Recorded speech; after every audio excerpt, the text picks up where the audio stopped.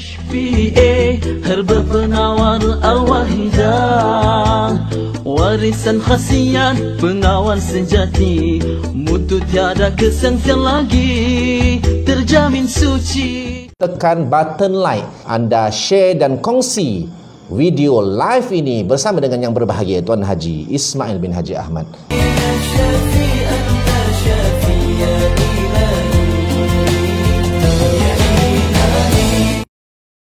Assalamualaikum warahmatullahi wabarakatuh.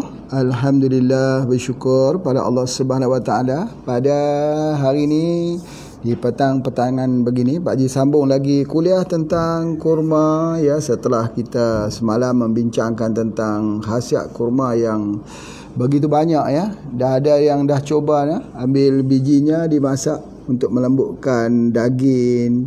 Dan boleh juga untuk kita buatkan jus kurma itu sendiri ya, dengan cara kita merendam satu malam ya. Mudah-mudahan ya banyak membantu kita untuk proses apa yang disebut sebagai makanan sebagai ubatmu dan ubat sebagai makananmu. Alhamdulillah. Ini adalah satu produk yang dikeluarkan oleh HPA daripada kurma. Yang pentingnya ya, kurma ini kita tak boleh masukkan gula. Kalau kita masuk gula, rosaklah. Jadi kurma ini dia tidak gunakan gula. Selalunya dibuat di dalam satu tong yang tinggi ya, satu wadah yang tinggi, dimasukkan kurmanya.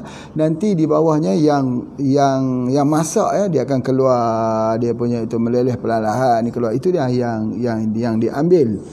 Dan kurma ini macam yang Pak Haji sebutlah, kalau kita bagi pada wanita yang hamil itu terbaik lah. Selalunya kita gunakan moringa untuk wanita-wanita yang hamil sebelum dan selepasnya bersalin. Itu selalunya yang kita belajar ya, daripada apa yang kita belajar. Tetapi ada satu lagi yang menarik ya, kalau kurma digunakan di akhir kehamilan itu biasanya anaknya tak kena demam kuning dan dia akan melahirkan dengan cara yang normal. Itu kelebihan daripada kurma. Dan satu kajian ya yang telah dibuat kepada tikus. Tikus ini diberikan keracunan yang tinggi di hatinya, diberikan toksik yang tinggi pada hatinya. Setelah diberikan dengan kurma, alhamdulillah survive dan boleh jadi detoksifikasi dia. Tidak mendatangkan keracunan. Masya Allah ya, kurma tu dia tidak ada penyakit pada dirinya, dia tak ada penyakit, dan dia mengeluarkan juga penyakit yang ada pada tubuh badan seseorang. Hari ini ya, kita selalu sebut makanan tambahan, food supplement, ataupun kita panggil sebagai functional food, makanan yang macam-macam ya. Kita kenal makanan-makanan datang daripada negara-negara luar, tetapi kita tak kenal ya makanan yang datang dari syurga ini.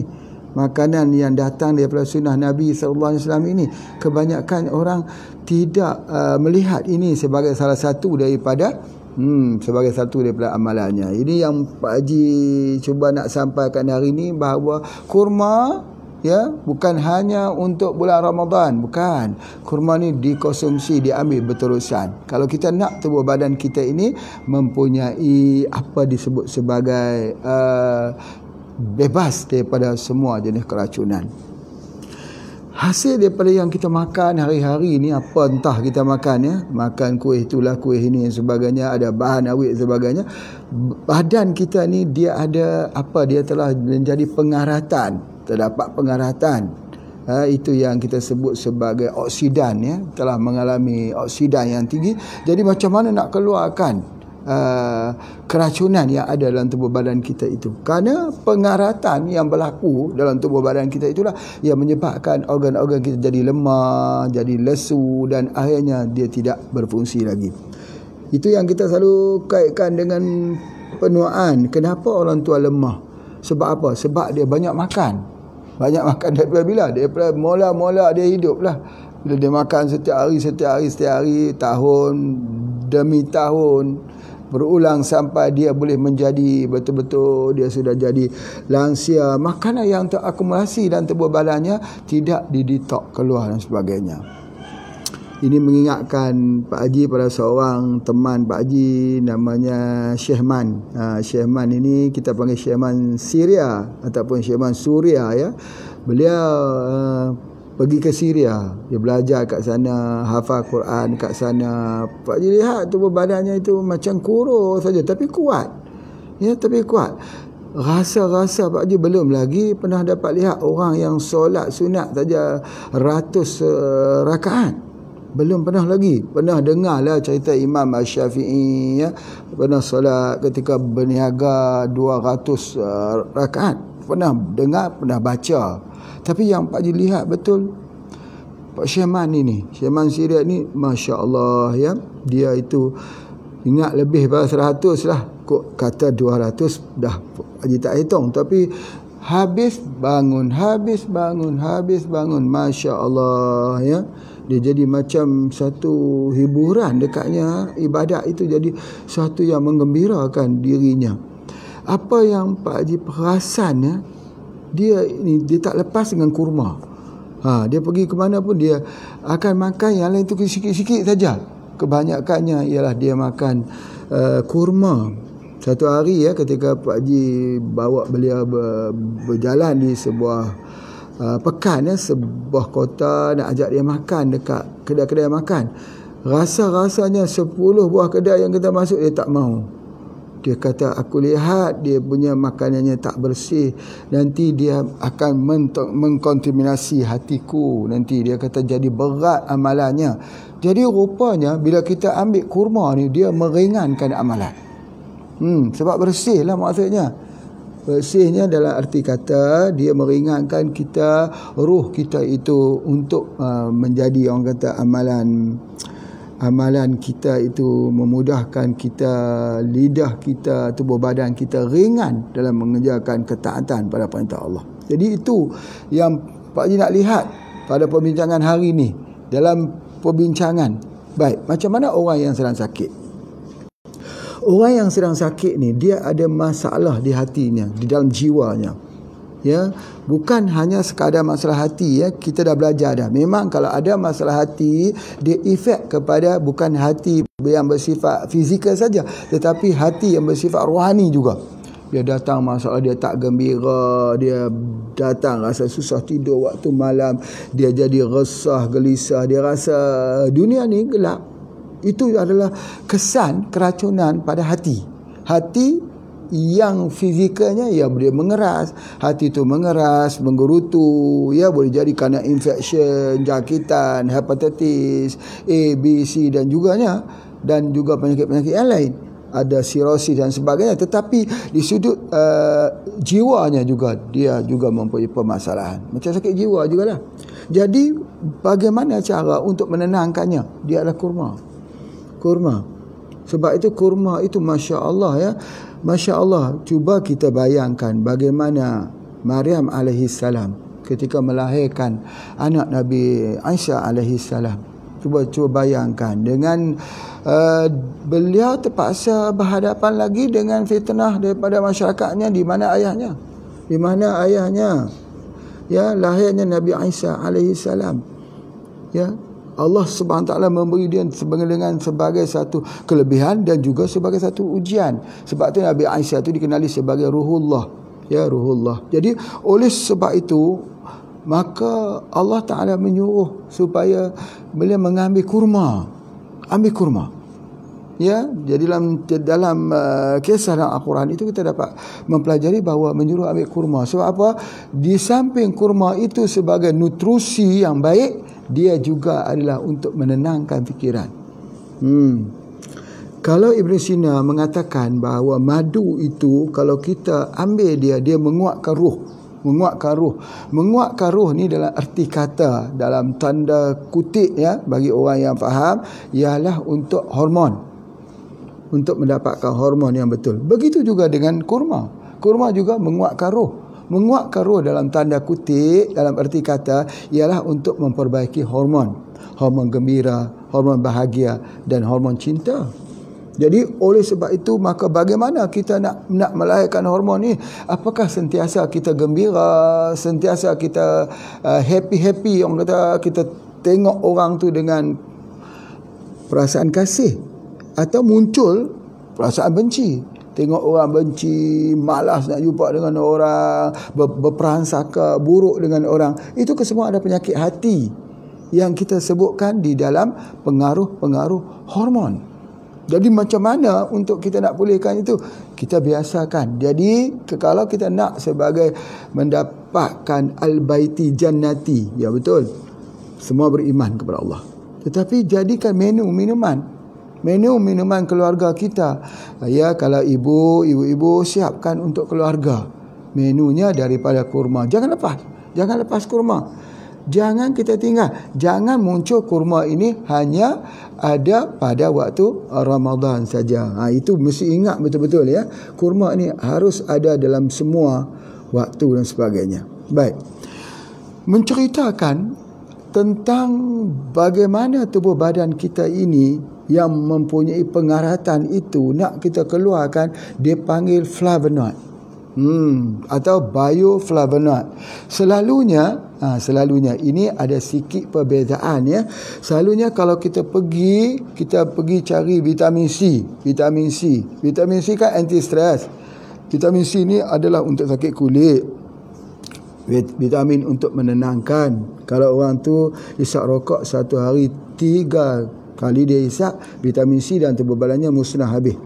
Jadi kalau tidak ada vitamin C, ingat Pak Haji sebut vitamin C itu ialah anak kunci untuk membuka perawatan. Omega 3 tu apa dia? Sebagai kendaan. Albumin tu apa dia? Sebagai orang yang nak membawa untuk bawa kepada perawatan tersebut. Jadi mesti ada vitamin C, mesti ada omega 3 ya, dan mesti ada albumin. Itu 3 syarat di dalam pengobatan. Ini semua Pak Haji dah cerita dah, cuma nak faham-fahamkan saja. Baik. Bila kita sebut vitamin C yang wajib ada dalam tubuh badan kita, sekali lagi Pak Haji ulangkan bahawa vitamin C manusia tak dapat mengeluarkan vitamin C. Binatang boleh. Misalnya apa dia? Misalnya kambing yang diceritakan ketika dia dikejar oleh serigala, dia stres, dia akan mengeluarkan vitamin C sendiri. Jadi dalam kajian mendapati bahawa manusia tak boleh keluarkan vitamin C sendiri. Manusia terpaksa ambil daripada food. Maka terdapatlah vitamin C yang dijual di pasaran. Vitamin C. Sama ada vitamin C yang ada di dalam buah-buahan? Sama tidak? Beza. Sebab apa? Sebab vitamin C di dalam tumbuh-tumbuhan itu dia bersama dengan bioflavonoid. Dia sebut itu vitamin C with bioflavonoid ataupun vitamin C with flavonoid. Flavonoid itu ialah salah satu bahan, salah satu yang ada di dalam kurma ni yang tidak ada di tempat lain, dia panggil flavonoid sulfat. Flavonoid sulfat ni tidak ada di dalam tumbuh-tumbuhan lain. Jarang kita temui. Tetapi istimewanya Allah membuat flavonoid sulfat ini ada di dalam kurma. Masya Allah.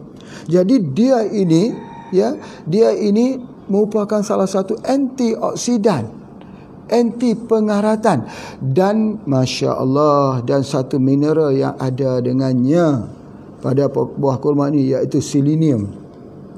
Selenium, the powerful antioksidan selenium. Nak cari mana selenium ini? Ya. Betul, Pak Haji telah mengatakan bahawa selenium ini ada di atas tanah yang ada gunung berapi. Gunung berapi, misalnya di Pulau Jawa adalah selenium, ya. Sebagainya.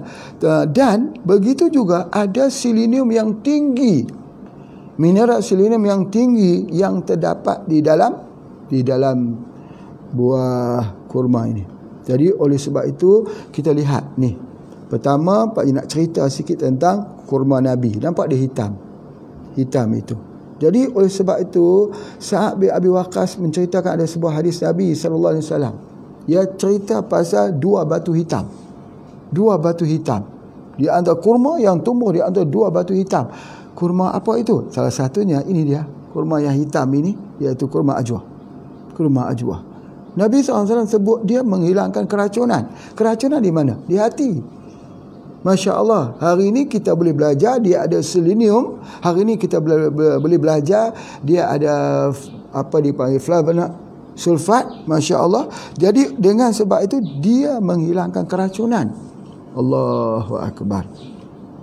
Maka ulama-ulama lagi berbincang lagi, apakah ini khusus kepada kurma ajwah saja, atau kurma yang tumbuh di antara di dalam dua batu hitam ini saja, atau ke semua kurma secara umumnya? Ini ulama-ulama berbincang. Jadi dekat sini, maka dalam perbincangan ini kita boleh lihat bahawa apabila Nabi SAW menyebut bahawa mengambil 7 butir dan diambil pada waktu pagi. Jadi sebab itu kurma ini sebaik-baiknya kalau boleh ambil ketika perut sedang kosong. Ambil pada waktu pagi. Boleh juga ambil pada pagi dan juga pada sebelah petang, pada sebelah malam ya. Ambil pada waktu pagi, dia terhindar daripada keracunan. Nah, Pak Haji simpulkan semula, keracunan itu berlaku di hati, akumulasi, dan keracunan daripada semuanya. Apa dia? Salah satu keracunan daripada cacing, nematod, kerana dia ubat cacing, dan juga keracunan daripada sumber-sumber makanan yang lain. Dan kerana dia ada selenium, dia ada flavonoid sulfat. Dia mencuci flush macam mana longkang ya. Longkang itu jalan air dah kat rumah kita tu turun hujan macam mana? Air hujan lebat. Macam hujan kat Gunung Jerai. Macam mana? Sungainya habis. Sungainya Masya Allah. Air itu membawa semua sampah-sampah yang ada. Batu-batu besar. Pak Haji tengok hari ni, tengok Masya Allah semuanya terangkat. Sebab apa? Air hujan. Air hujan itu dia flush. Begitu juga kurma. Kurma ni dia flush semua penyakit yang ada dalam tubuh badan kita. Masya Allah. Itu yang sangat baik. Penyakit fizikal kita, dan juga penyakit di dalam penyakit yang dikatakan sebagai jiwa. Jadi oleh sebab itu, bila kita sebut tentang melihat tentang kesihatan itu kepada 4 aspek. Tengok ya, dengar betul-betul, iaitu fizikal, mental, emosi, spiritual. Untuk keseimbangan keempat-empat ni, mental, spiritual, emosi dan fizikal ni, nak seimbang keempat-empat ini, maka dia adalah kurma. Kurma. Dan bila kita memperkatakan tentang pengobatan holistik ni yang merangkumi empat hal ini, maka dia akan dapat kejernihan hati.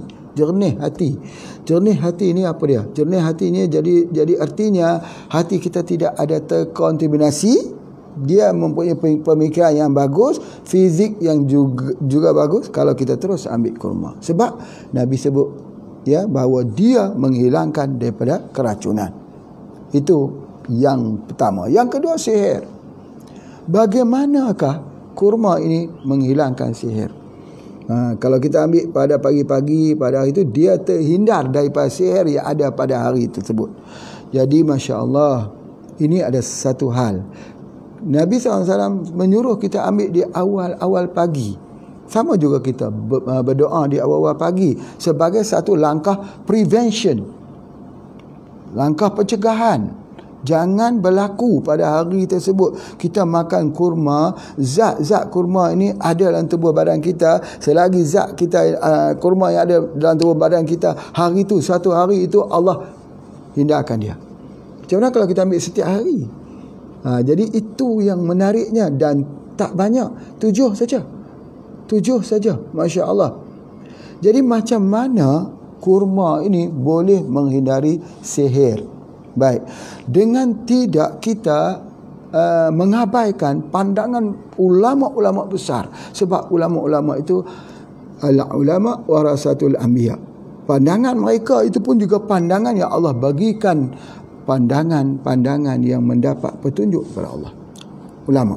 Jadi dengan kita mengambil pandangan ulama mengatakan terjadinya penyingkiran daripada sihir itu ialah kerana keberkahan daripada ucapan Nabi SAW. barakah. Sebab Nabi yang sebut. Jadi itu adalah antaranya. Baik. Jikalah kita tidak membuang, ya, sekali-kali jangan kita buang pandangan itu. Memang benar, apapun dalam hidup kita ini, dia bergantung kepada keberkahan. Sebab yang menyembuhkan itu Allah, bukan kita, bukan kurma. Kurma ini sebagai asbab saja. Yang menyembuhkan itu Allah. Yang menyembuhkan itu Allah. Kita berikhtiar dengan obat, ya, berikhtiar dengan obat, tapi yang menyembuhkan Allah itu adalah keyakinan kita. Memang betul, bila yang menyembuhkan Allah itu, maka namanya barakah lah.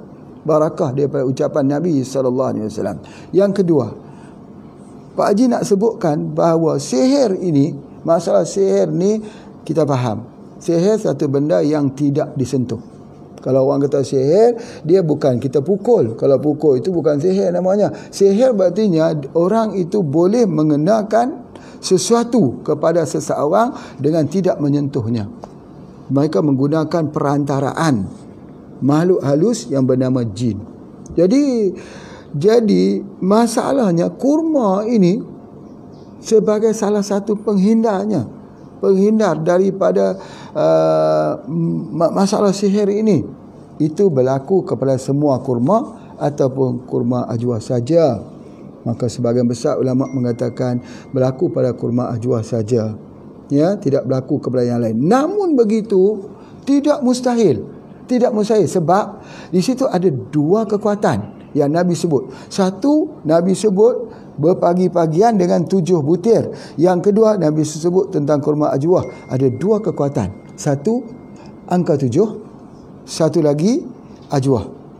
Jadi oleh sebab itu, maka kalau kita mengambil 7 butir saja pada setiap pagi, bukan kurma ajwah, boleh tak berlaku terhindar juga daripada permasalahan sihir, atau boleh tak berlaku sesuatu kelebihan daripada pengambilan 7 pada setiap pagi, kalaupun bukan daripada kurma ajwah, boleh atau tidak.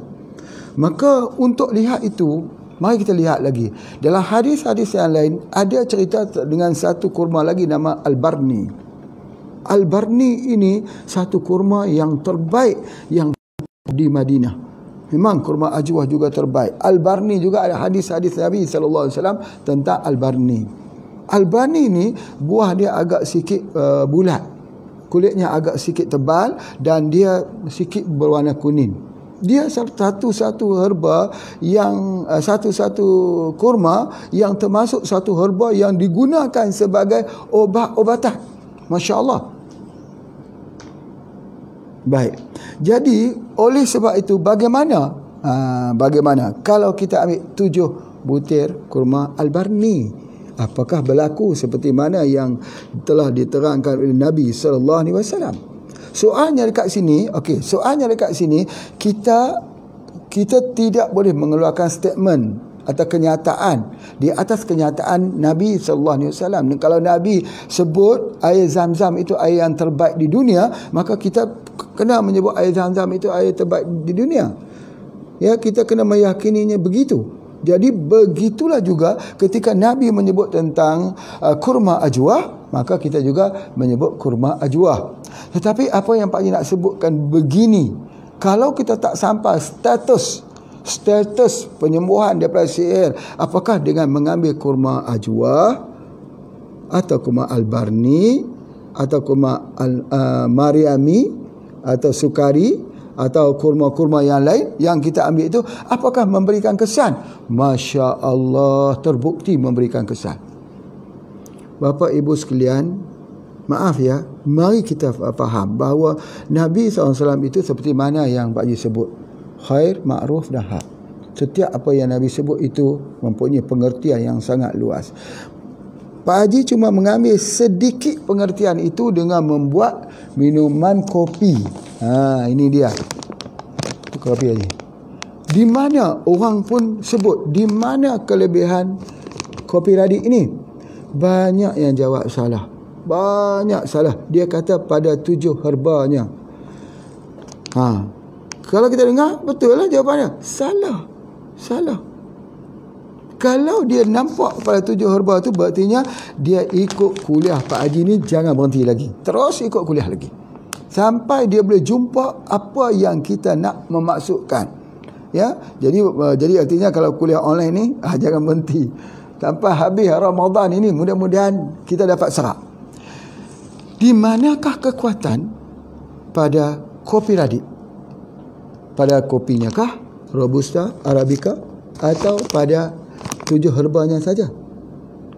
Kah?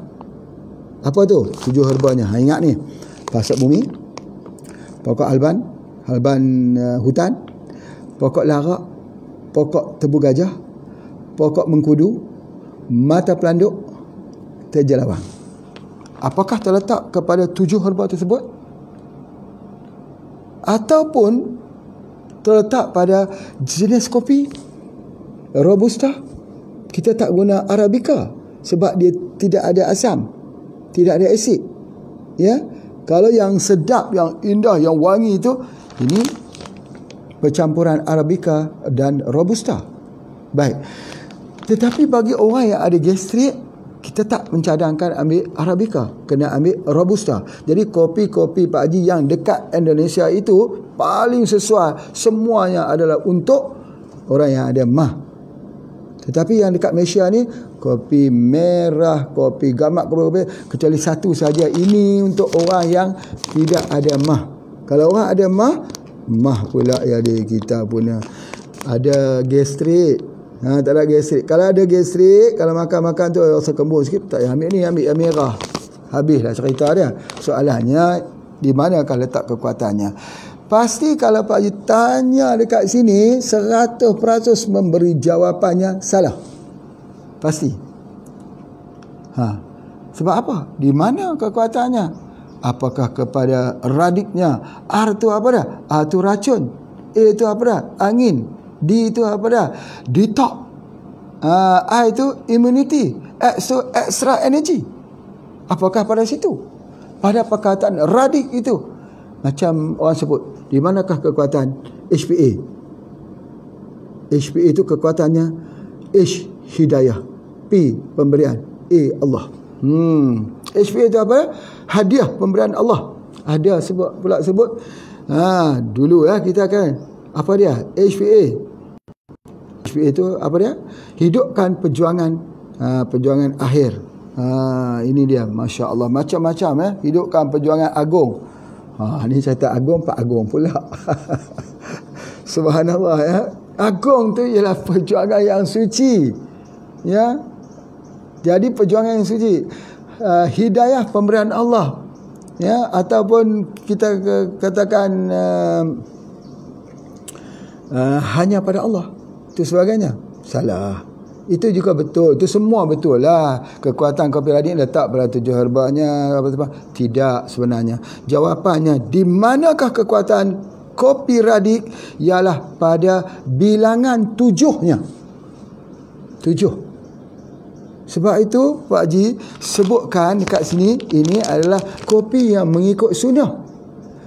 Ada orang kata, mana pula kopi ikut sunnah? Mana hadis Nabi SAW? Nabi itu ada minum kopi. Kopi sunnah pula. Sunnah di sudut mana? Sunnah di sudut angka 7 tu. Jadi kalau orang terfaham bahawa kekuatan kita ialah pada angka 7 itu. Kemudian baru 7 apa? 7 herba. Baik. Kalau kita faham di situ, maka kita sudah dapat menyambar apa yang Pak Haji nak sampaikan. Bahawa apakah kurma yang ada di seluruh dunia ini boleh digunakan dijadikan obat? Untuk detoksifikasi, untuk keracunan. Ya. Bagaimana caranya kita nak buat dia sebagai ubat? Yang terbaiknya apa dia? Kita gunakan 7. Angka 7 itu. Al-hijamah. Bekam. Apakah semua bekam yang kita ada kan bukan bekam daripada orang Islam juga, orang bukan Islam juga menggunakan bekam. Ya betul.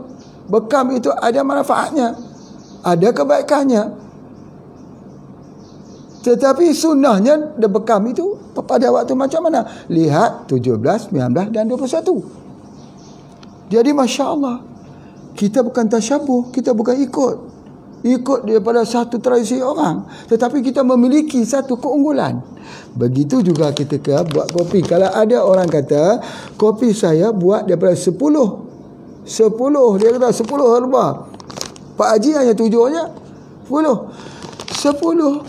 Untuk apa 10? Dia yang hebatnya pada 7. Solat itu subuh 2 rakaat saja. Kalau buat 4 rakaat, macam mana? Jadi kekuatannya itu ialah kekuatan pada angka 7. Angka 7. Bapa Ibu sekalian, rahsia 7 ni mari kita tengok sebentar. Rahsia 7. Ya. Yang pertama, kita lihat. Biasanya kita lihat, selalunya yang selalu Pak Haji sebut 7 lapis langit, 7 lapis bumi. Soalannya, kenapa Allah menciptakan 7 lapis langit dan 7 lapis bumi? Kenapa? Sebab apa tidak ada satu lapis saja? Kenapa tak jadi 8 lapis? Itu. Allah ciptakan satu hari, satu minggu, 7 hari. Kenapa diciptakan 7? Kenapa tak 8 hari? Allah menciptakan kita, membuat amal ibadah kita itu, ya, cuba tengok. Ibadah kita, iaitu kemuncak pada ibadah kita ialah mengerjakan haji. 1 tahun 2 juta orang mengunjungi Masjidil Haram di Baitullah Asy-Syarif. 2 juta orang. Kenapa Allah bagi isyarat 7? Kenapa tak 8? Kenapa tak 6? Jadi di mana letaknya kekuatannya? Kekuatannya pada 7. Pada 7. Jadi sebab itulah ini bila kita buat 7 ni kita bangga. Kita bangga apa? Bukan kita bangga sombong, bukan. Kita bangga kerana walaupun produk kita ini sudah 1400 tahun daripada zaman Nabi SAW, tetapi masih ada lagi perasaan kami, cinta kita, semua perasaan kita kepada amalan yang dilakukan oleh Rasulullah SAW di waktu ketika orang sudah tidak mengingati sunnah-sunnah Nabi SAW ini. Orang tak fikir tentang 7, 3 in 1. Mana ada 7 dalam satu? Tak ada.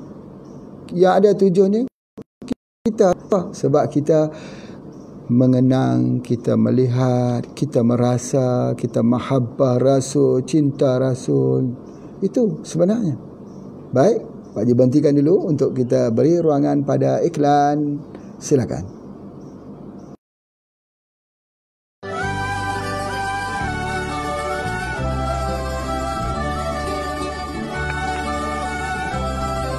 Saya memetik kata-kata mutiara oleh guru kita, Tuan Haji Ismail bin Haji Ahmad.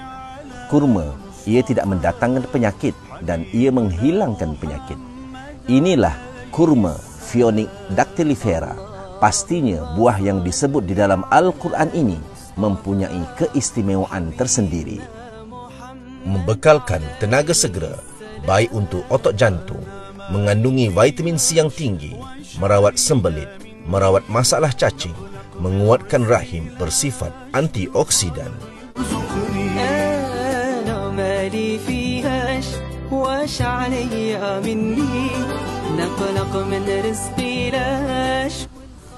Kurma ini diambil dalam pelbagai cara. Salah satunya diambil dalam bilangan ganjil 3, 5, 7. Selain itu, ia diambil dalam bentuk pati kurma seperti yang ada di HPA International ini.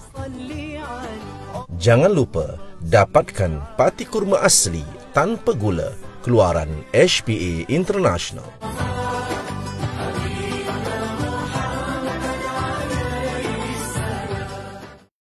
Ya, alhamdulillah kita lihat bagaimana kelebihan kurma ini ya. Bagaimana kelebihan kurma yang apa yang Pak Haji nak sebutkan bahawa bila sahabat-sahabat ya, bagaimana ya Pak Haji nak tunjuk bagaimana para sahabat menyikapi sikap, mereka mengambil sikap.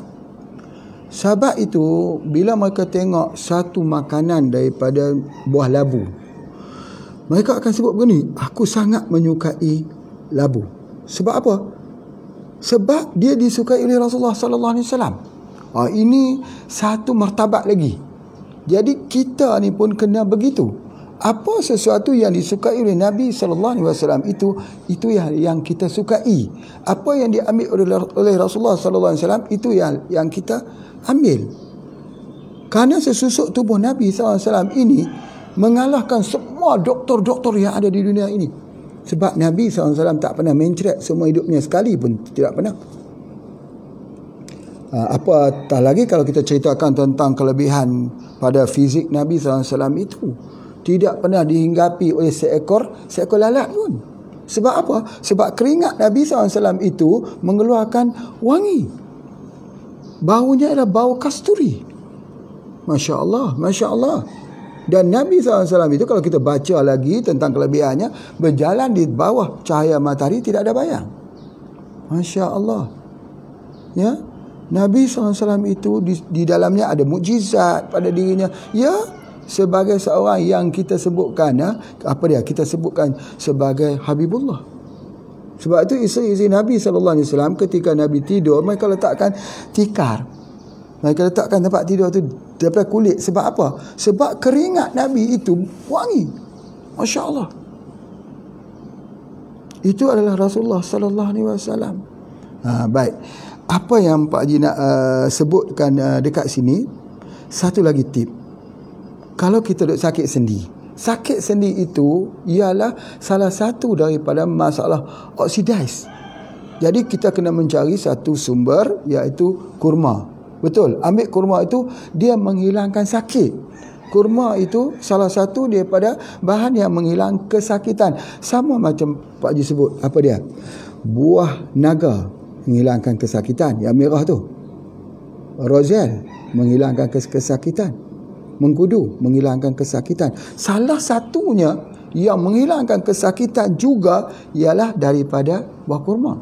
Subhanallah. Jadi hari ni Pak Haji nak ajar bagaimana cara nak membuat minyak. Minyak ni daripada buah kurma. Macam mana cara dia? Ambil biji kurma. Ambil biji kurma itu, dimasuk ke dalam minyak. Minyak apa? Minyak zaitun. Letakkan biji kurma dalam minyak zaitun. Maka selepas itu 40 hari, jadilah minyak zaitun plus dengan minyak kurma. Ya, minyak zaitun plus dengan minyak kurma. Sebab sama juga macam Pak Haji sebutkan. Apa dia? Ni minyak daripada minyak kunyit. Minyak kunyit. Bukan kunyit. Ya, kita selalunya lihat ya, selalunya orang disebut apa? Disebut ya, Pak Haji, kita nak gunakan kunyit itu ialah satu bahannya ialah kurkumin. Kurkuminoid. Betul, kurkuminoid. Tetapi dengan cara kita masukkan kunyit ke dalam minyak VCO, maka tengok dia dah jadi warna kuning. Ini cerita dia minyak apa? Minyak kunyit. Baik, sekarang tukarkan saja. Dalam VCO kah, di dalam minyak zaitun kah, masuk biji kurma. Dia jadi minyak kurma. Minyak kurma ni ketika orang sakit sendi, ambil minyak tu disapu. Disapu di tempat atas tu, hilang sakit sendinya. Mengurangi sakitnya. Buat minyak. Belum lagi orang ada buat minyak daripada minyak kurma. Tetapi kalau boleh masuk sedikit, yang Pak Haji telah lihat ya di negara Arab, yang Pak Haji sempat pergi lihat hari itu di dekat Dubai, di Abu Dhabi. Kita tengok mereka buat apa? Mereka masuk sikit apa disebut sebagai halba. Halba tu yang dia panggil fenugreek atau Indonesia panggil kelabet. Selalunya orang masuk dalam nasi kebuli. Masukkan dia juga sedikit dalam ini. Percampurannya, kalau tak ada, cukup biji kurma saja. Ya Allah, Ya Rabbi. Daripada biji kurma tadi, cuba Pak Haji nak simpulkan. Pertama, boleh buat kopi untuk tulang, bagus sekali tu. Yang kedua, biji kurma boleh kita buatkan kita masuk ke dalam masakan untuk melembutkan daging. Lebih enak, lebih sedap. Yang ketiga, biji kurma boleh masuk ke dalam minyak, buat minyak biji kurma. Belum ada orang buat lagi. Untuk sakit sendi. Itu yang terbaik sekali. Masya Allah, Masya Allah. Okey, kemudian apa yang Pak Haji nak sebutkan sikit lagi ya tentang kurma ni supaya kita dapat faham ya. Yang pertama sekali, kurma ni dia menghasilkan satu protein khusus ataupun yang Pak Haji sebut sebagai protein khusus yang tidak boleh dibuat di tempat lain. Ada sumber protein daripada kacang, ada sumber protein daripada sumber-sumber yang lain. Makanan seperti daging ada protein, tapi protein yang dihasilkan daripada kurma ni dia tak ada di tempat lain. Protein ni protein khusus. Untuk apa? Untuk memperbaiki sel, untuk melindungi sel, untuk shield sel tu jangan sampai rosak. Ni sel diletak tu menjadi pelindung. Bapa ibu sekalian, tuan-puan, cuba kita recall balik. Satu yang Pak Haji sebut tentang daging kambing. Daging kambing. Ya, kita sebut bagaimana makan sesuatu daging itu menambah kolesterol. Dan kita tahu bahawa daging kambing itu kolesterol yang paling rendah dalam semua daging. Iaitu daging kambing yang dewasa, bukan yang muda. Ini semua telah kita mempelajari. Tapi ingat tak ucapan Pak Haji hari itu? Kambing mempunyai satu kolesterol khusus yang nama kolesterol halus.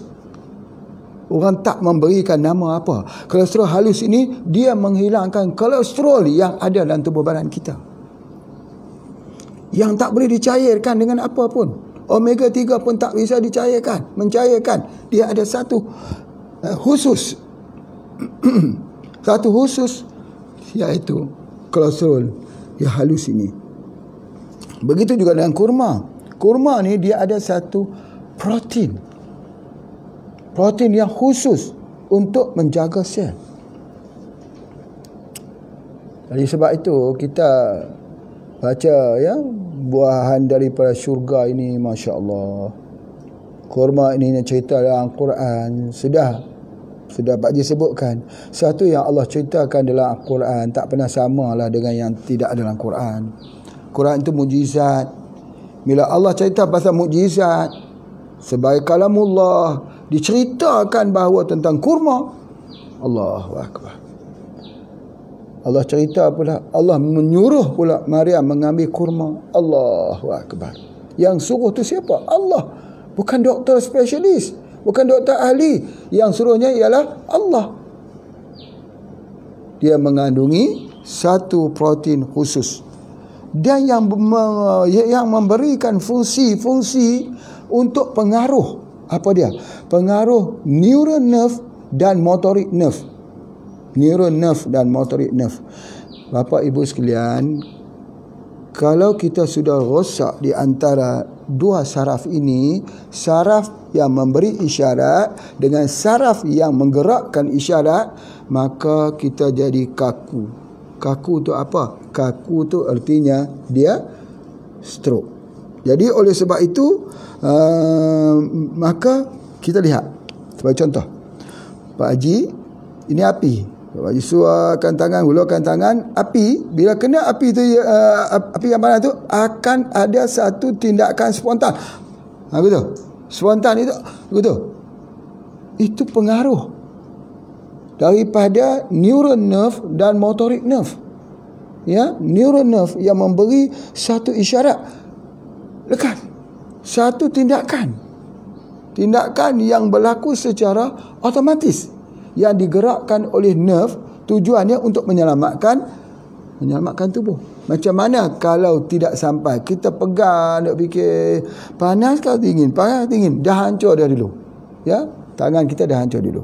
Itu adalah antaranya. Baik, Masya Allah. Jadi itu adalah fungsinya. Fungsinya kurma ni, dia bila dia mengandungi the powerful antioksidan iaitu selenium, fungsinya ialah untuk mengatur pergerakan itu. Apa keterbalikannya? Stroke tu kan pelan, ataupun Parkinson. Macam mana nak lindung tu? Macam mana nak melindungi? Baik, Kita tengok hadis tu. Barang siapa yang berpagi-pagian, pagi-pagi, awal pagi, maka dia terhindar pada sehari tu. Jadi nak sebut kata dia adalah pencegahan. Macam mana kita nak cegah?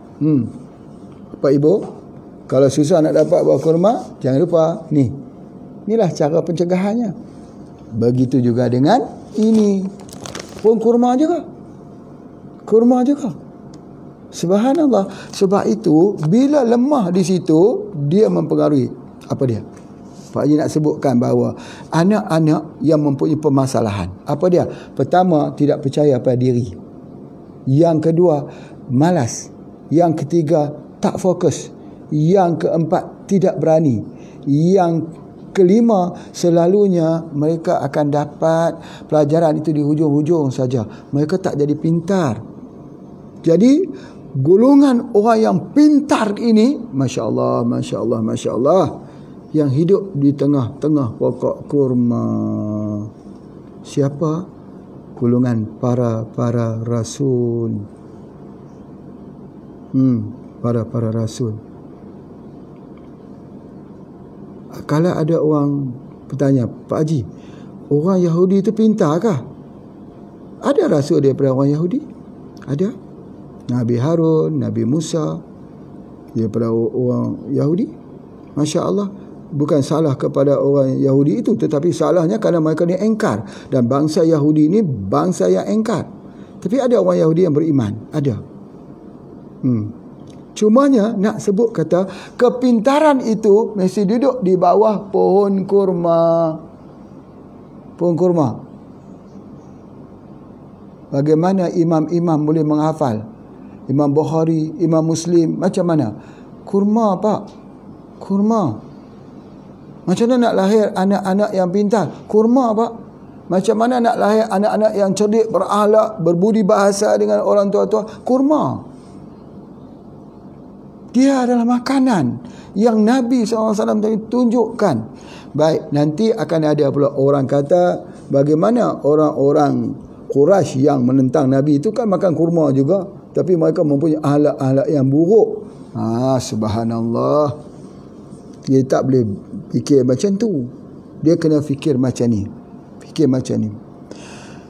Dalam sebuah buku ada menulis, yang mana mempengaruhi manusia, DNA manusiakah atau keilmuannya?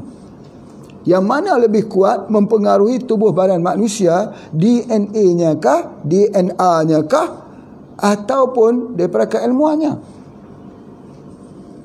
Maka semua sepakat mengatakan orang jadi baik bukan hanya kepada DNA, tetapi dasar kepada keilmuan. Bila dia sampai ilmu itu, dia berubah. Maka bila itulah Nabi SAW diutuskan untuk iqra', untuk bawa ilmu. Disupport dengan makanan-makanan yang menguatkan fikiran kita. Jadilah excellent. Jadilah penemu-penemu. Jadilah mereka yang orang kata yang mencipta sejarah.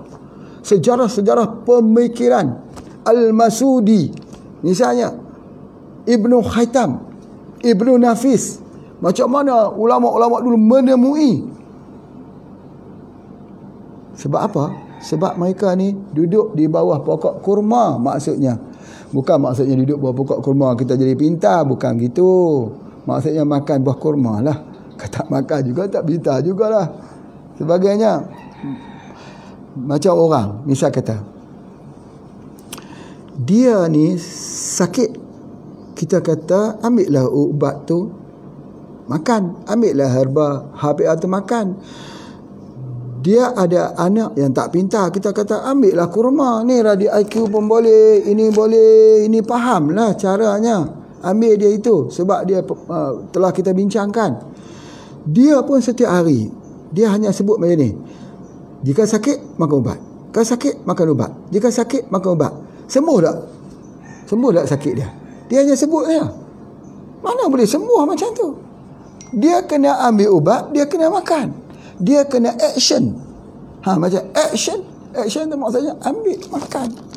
Bukan dia kata sakit makan ubat, macam tu bila dia nak sembuh? Sakit makan ubat, sakit makan ubat. Dia kena ambil ubat tu makan. Beli kurma ni, jus kurma ni beli. Jangan hitung. Mudahkah kita nak tanam kurma ni? Kurma ini dia nak masak. Tengok, sebelum dia masak, kurma tu jadi kurma muda dulu. Memang betul lah, mana ada kurma dia mula pada kurma tua dulu, kurma muda lah dulu. Tapi Pak Haji nak cerita macam ni, ceritanya sebab kita tak duduk di negeri Arab.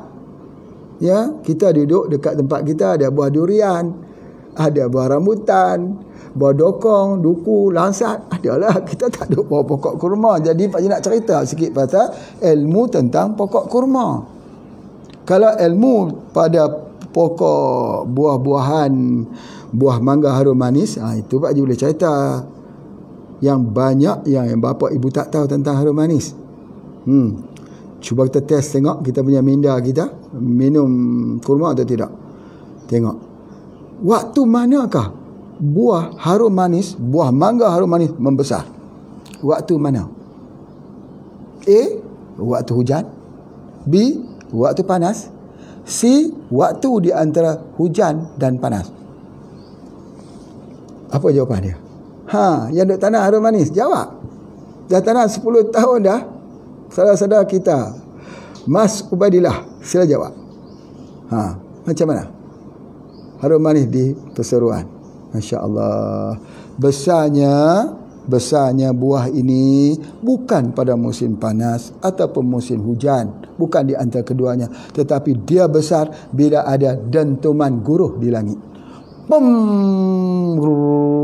Buah membesar. Masya Allah. Itulah dia kelebihannya. Begitu pokok kurma ni. Bila dia sudah masak muda, macam mana nak bagi masak? Nak masak macam mana? Dia tak masak. Dia akan duduk kekal situ, tak masak-masak. Kita tengok kenapalah kurma tak masak. Bukan kurma ni lah, kurma pokok besar ni contoh. Ya, kenapa buahnya tak masak? Orang Arab perlu tunggu.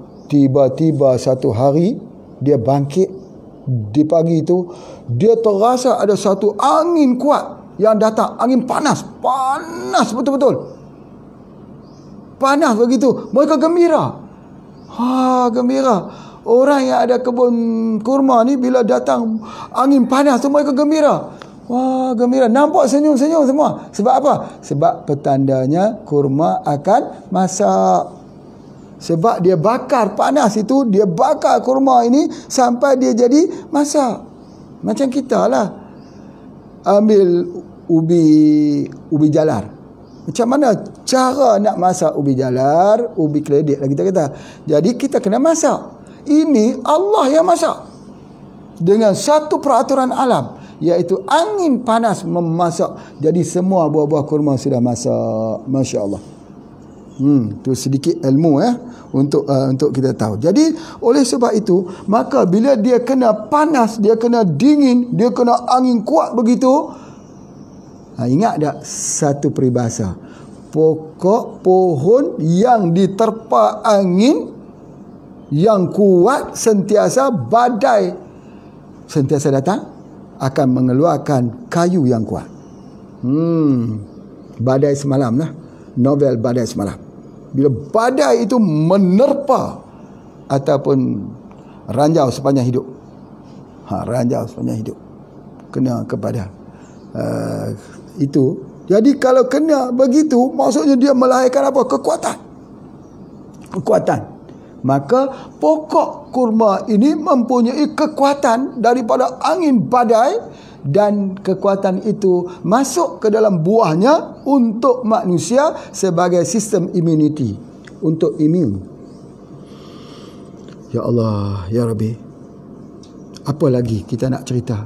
Dalam Quran sudah, cara makan sudah, di sudut sainsnya pun sudah. Apa lagi kita nak dustakan? Itu ada di antaranya. Baik. Begitu juga dia ini kalau bagi pasangan yang infertility, yang orang kata yang tak subur, Masya Allah, ambillah kurma. Ambil pati kurma ni. untuk pasangan yang tak subur. Ya. Ada dua sini. Pasangan yang tak subur untuk mendapatkan sperm atau ovum yang subur yang mengalami kematangan. Masya Allah, sikitlah cerita sikit bahawa kadang-kadang pasangan suami isteri pergi test memang subur, kedua-duanya subur, tapi tak berjaya untuk mendapat keturunan. Pasal apa? Sebab spermnya itu tidak matang atau ovumnya itu tidak mengalami kematangan. Macam mana nak bagi mematangkannya? Ni kurma, Masya Allah. Itu kita lakukan dia. Apabila ada yang jumpa, Pak Haji kata saya 5 tahun nikah tak dapat anak, saya berapa tahun tak dapat anak. Itu dia kaedahnya. Mesti ambil kurma, kerana kurma itu kematangan. Masya Allah, Masya Allah, Subhanallah. Nanti kita akan bincangkan lagi. Itu di antaranya. Kemudian yang paling menarik ni, yang Pak Haji nak sebut, kata yang paling menarik ni, dia ada satu protein khas, tetapi dia ni adalah untuk sintesis DNA. Hai bapa ibu sekalian, cerita pasal DNA ni, dia adalah yang paling halus dalam diri kita yang menentukan. Yang orang duk jadi kanser tu pasal DNA rosak lah tu. Tapi dia ini adalah untuk mensintesiskan DNA, untuk menyihatkan DNA, untuk mengeluarkan DNA, membantu dalam pengeluaran DNA yang baik, yang bagus. Ini.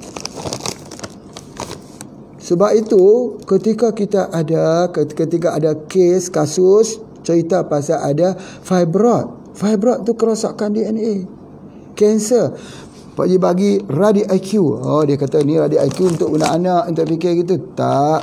Kalau dia sudah dapat merawat DNA otak paling tinggi, yang lain-lain lagi mudah pada dirinya. Otak pun boleh rawat.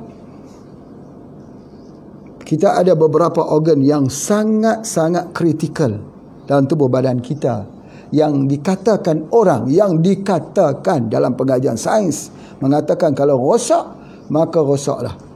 Pertamanya ialah apa dia? DNA otak. Yang kedua ialah DNA ginjal, buah pinggang. Tetapi Masya Allah, kita buktikan bahawa DNA itu yang dikatakan kalau sudah ada jumlahnya, dia tak akan boleh bertambah. Malah dia akan makin menyusut. Akhirnya dia semakin kurang, dan pada usia lansia, Alzheimer, dia jadi pikun, dia jadi lupa sebagainya. Itu DNA. Sebab itu kita tengok jarang sekali orang-orang Arab ni yang lupa. Sebab apa? Kurma. Dan jarang sekali orang-orang HPA juga yang lupa. Sebab mereka selalu ambil kurma, ambil ni, radi IQ. Anak-anak kita pun jangan lupa. Bapa ibu sekalian, cuba percaya sedikit dengan keilmuan yang kita ada ini dengan izin Allah. Kalau ada anak lah, invest tengok. 6 bulan saja diberi makan ini. Minimal dia 1 hari sekali. Sekali pada waktu pagi ketika perut kosong, pagi. Minimal dia sekali. 6 bulan. Ini ni satu bungkus dia ada berapa? 30 untuk 1 bulan. 6 bungkus ya. 6 bungkus saja. Kalau kita nak kuat lagi 1 hari 2. Jadi 1 bulan 6, 12 bungkus saja untuk satu investasi pada anak-anak kita. Bapa mana, ibu mana yang tak mau melihat anaknya berjaya? Anaknya itu bersopan, akhlak, tak ambil narkoba, tak durhaka, pintar, terselamat daripada kanker, terselamat daripada kanser. Mana ada ibu yang tak mau begitu? Hanya investkan 1 bulan, 1 ni saja. Tak bolehkah kita berikan kepada anak kita untuk masa depan dia? Bapa dan ibu sekalian, Pak Haji nak cerita sikit. Cerita sajalah, bukan cerita benar. Cerita untuk ambil iktibar. Cerita nak bagi jadi pelajaran. Satu hari, ada seorang ibu. Dia sedang mendukung anaknya. Dia pergi ke zoo. Pergi zoo. Sampai ke tempatnya, duk tengok harimau dalam kandang, duduk sebelah bawah tu. Mereka tengok daripada atas. Dia duk pegang anak dia duk lompat-lompat, jatuh di tempat harimau tu. Anak dia duk lompat-lompat, jatuh di tempat harimau. Harimau ni, besar, makan orang. Apa yang dilakukan oleh ibu tu? Ibu tu terjun. Kenapa dia tak takut pada harimau tu? Kerana kasih sayang dia dekat anak dia. Dia sanggup mengorbankan nyawanya kerana seorang anak. Begitu juga anak duk mandi tepi sungai, tiba-tiba air yang tenang tu turun air bukit, air gunung tu, kepala air turun yang kuat, membawa lari semua anaknya itu, dibawa air. Ibu tu dia tak akan biar, dia akan terjun walaupun dia akan mati. Apa salahnya? Sebab apa jadi begitu? Jadi itu sebab ibu itu dia sanggup melakukan apa saja untuk anaknya. Kenapa kalau itu sanggup, kenapa tak sanggup beli ni? Nah, ini yang Pak Haji nak marah ni. Marah sebab apa? Sebab tak mau beli. Bila tak mau beli, anak kita jadi bodoh. Allah, bodoh pula. Jadi tak pandai lah. Bukan bodoh, tak pandai. Minta maaf. Ya. Bila tak pandai ni, macam mana nak jadi pemimpin? Jadi pemimpin dipegang oleh orang-orang yang tak mahu kepada Islam. Kena brilliant, kena intelligent, kena pintar. Bagi cerdiklah anak kita, kesianlah pada mereka masa hadapan. Ibu ayah kita dulu survive nak jaga kita. Kita jadi begini hari ini. Kita pula, giliran kita pula jaga anak-anak kita. Kerja sungguh-sungguh. Beli untuk anak. Nak beli. Ada orang sebut, Pak Haji dia kata kalau anak seorang bolehlah beli. Kalau anak 10 10 ni, subhanallah, anak 10 kah, anak 18 kah, kalau kita berniaga, insya-Allah kita boleh. Sebab itu orang yang bersama dengan HP ada dua dia dapat. Yang pertama, dia dapat wang untuk membeli sebuah kesihatan dengan izin Allah, Jadi yang mana lebih penting, wang ataupun kesihatan? Jawab. Wang atau kesihatan? Kalau kita kata wang, kalau tidak ada kesihatan, macam mana? Kalau dia ada wang banyak tapi stroke, rumah ada wang banyak tetapi dia sakit, apa artinya wang tersebut? Atau pula kalau dia sihat tidak ada wang, nak beli macam mana pula? Sihat tak ada wang pun tak boleh beli juga. Jadi ada dua. Yang pertamanya ialah apa dia? Yang pertama ialah kerana itu kita perlu wang dan juga kesihatan. Di mana nak dapat wang dan kesihatan? Mari bersama HBA kita buat bisnes. Bisnes cara kita lah, ya, dengan cara Islamic system, ya. Kemudian dengan bisnes kita ada wang, kita beli dia untuk anak-anak dan untuk diri kita. Setuju kan? InsyaAllah, Masya Allah. Baik. Jadi yang seterusnya, apa yang Pak Haji nak sebutkan ini, ada orang selalu pakai jimat. Bahasa Indonesia panggil jimat atau tangkal. Betul kan? Tangkal atau jimat itu. Tangkal itu apa dah? Penangkal lah. Penangkal. Lindung daripada, orang kata, lindung daripada katanya. Tetapi tangkal itu tak boleh syirik kita kepada Allah. Tak boleh. Tetapi tangkal yang boleh, penangkal yang boleh ialah penangkal radikal bebas. Kurma adalah mempunyai bahan untuk menangkal, untuk mengelakkan daripada radikal bebas. Sebab itu Pak Haji sebutkan bahawa cara jalan kita adalah dengan kita mengambil kurma. Masya Allah. Jadi jantung kita, macam mana kita nak menangkal? Sebab jantung kita akan tak terkena dengan kelemahan. Macam mana sel kita nak tangkal supaya tidak terkena dengan kanser? Bagaimana orang yang ada masalah thyroid? Ini menarik. Thyroid. Banyak sekali orang tanya dekat Pak Haji, macam mana Pak Haji, saya ni ada masalah thyroid, ubatnya apa? Ni untuk penyakit thyroid, VCO, penyakit thyroid. Apa lagi? Syak katilah, penyakit thyroid. Untuk penyakit thyroid, kurma adalah untuk penyakit thyroid. Itu asas. Tiroid, masalah tiroid dekat sini sama ada dia hyper atau hyper atau hypo. Hypothyroid atau hyperthyroid. Hebat kan? Hebat.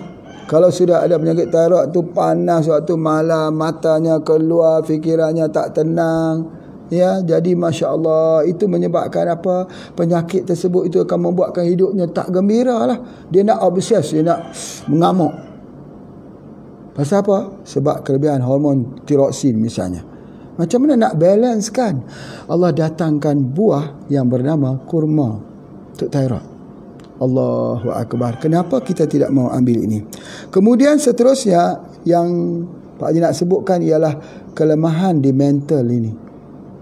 Ini cuba bagi perhatian sungguh-sungguh. Sebab apa? Walaupun kita, anak-anak kita ni kita beri pendidikan lah. Sebab itu Pak Haji suka untuk ambil quote balik ucapan imam-imam mujtahid yang mengatakan, setengah-setengahnya mengatakan, aku suka kalau zakat itu diberikan kepada penuntut ilmu. Aku suka. Sebab apa?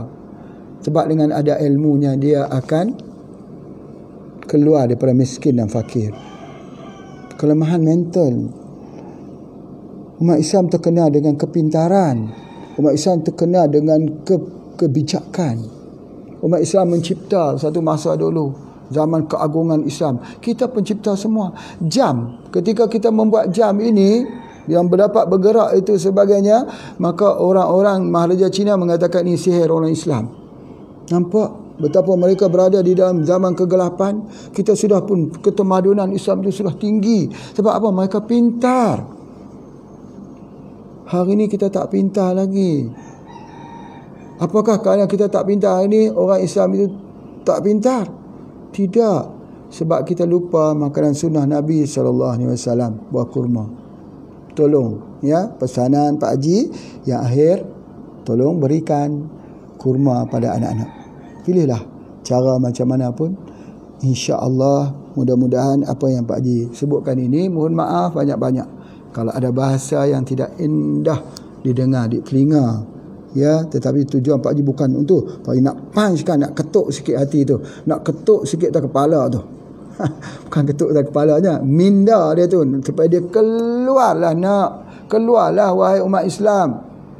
Islam di antara kejahilan umat dan kelesuan ulama. Keluarlah wahai umat Islam, merdekakan. Kamu adalah umat yang terbaik. Umat yang terbaik. Allah sebut kita ni umat yang terbaik. Umat yang dijadikan umat yang terbaik. Kenapa tak mau jadi umat terbaik? Kenapa terpuruk? Kenapa jadi lemah? Bangun, bangkit. Perjuangkan tip nabawi. Perjuangkan amalan-amalan sunnah ini. Jangan biarkan amalan-amalan ini dipijak-pijak orang. Jangan sampai orang mempersendakan al-hijamah, mempersembahkan tentang madu lebah, mempersembahkan tentang kurma, mempersembahkan dengan apa yang Nabi SAW buat. Jangan sampai begitu. Kita adalah syil, kita adalah perisai. Bangkit semula dengan tip nabawi. Terima kasih semua. Assalamualaikum warahmatullahi wabarakatuh.